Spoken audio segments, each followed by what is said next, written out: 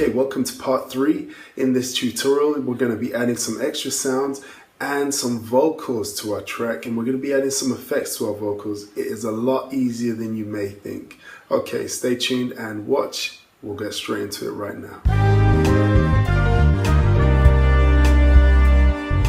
Okay, so we're back where we left off from the last tutorial. If we click on the loop icon and we'll scroll down, first of all, I'm going to add some extra percussion. See how this sounds. Yeah, I like this. I think it complements what we have already. It's not clashing with anything, so let's drag that into place. And we're going to shorten this. In fact, I'm going to take this track back to just 8 bars.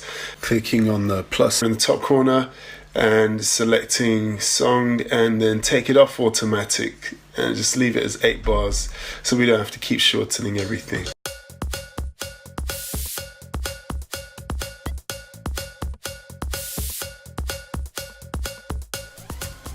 Okay, so I'm just adjusting this level so that I can mix it into the track a lot better so that it doesn't stand out too much. Okay, yeah, I'm fine with that.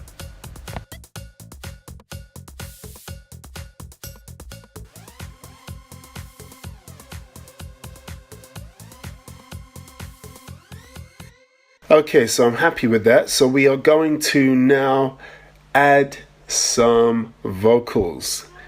And this is very, very simple. All we need to do is click on plus to add a new track. Okay, so once we've selected audio recorder, we are faced with this interface that you see now. Hold up. Everything is changed. Oh, nothing is the same. Everything is changed. Or if you've updated, then you will be faced with this interface here, which has trimmed down 3 of the options and has left just the tone and squeeze options. Squeeze seems to just control the volume, so don't worry about the name. Or you'll be faced with this interface here if you are using an iPhone. It has exactly the same options, but they're all in one place rather than toggling between fun and recorder. You've just got the normal options for recorder there. This is kind of a dial turning option where you can switch through the dials and rotate through the options to choose the desired effect. Okay, so keep that in mind as you listen to the rest of the tutorial. Let's get back to it. Okay, so let's go ahead and record. We just press the record button and talk. Note that you won't be able to hear your voice being recorded unless you have turned the monitor on. However, you will be able to hear yourself during playback. You're listening to the sounds of Woodlands Radio live. Okay, now once we've recorded it, we can play it back and listen to the volume in comparison to the rest of the tracks and adjust the volume accordingly.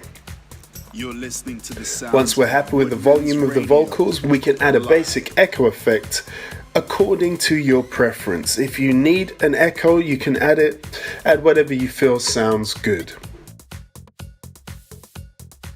You're listening to the sounds of Woodlands Radio live. And that is that. Once you've recorded your vocals and you've adjusted the levels and you've added your effects, you are ready to roll. You've got your drum track, you've got your added rhythm, you've got your main melody, you've got some synths in there, and you have got your vocals recorded. And that is the basics of a great track.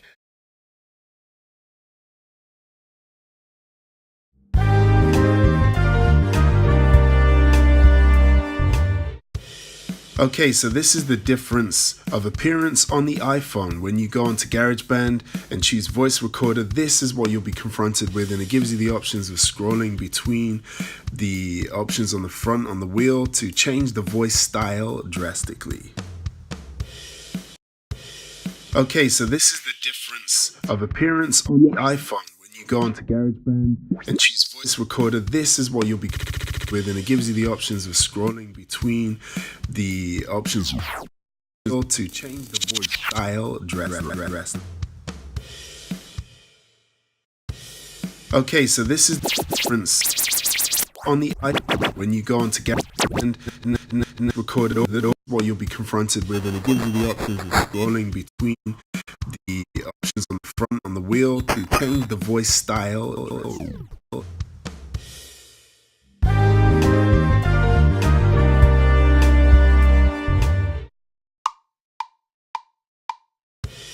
Okay, so this is the difference of appearance on the iPhone when you go onto GarageBand and choose use recorder. This is we confront with, and it gives options of scrolling between the options on the front on the wheel to change the voice style drastically.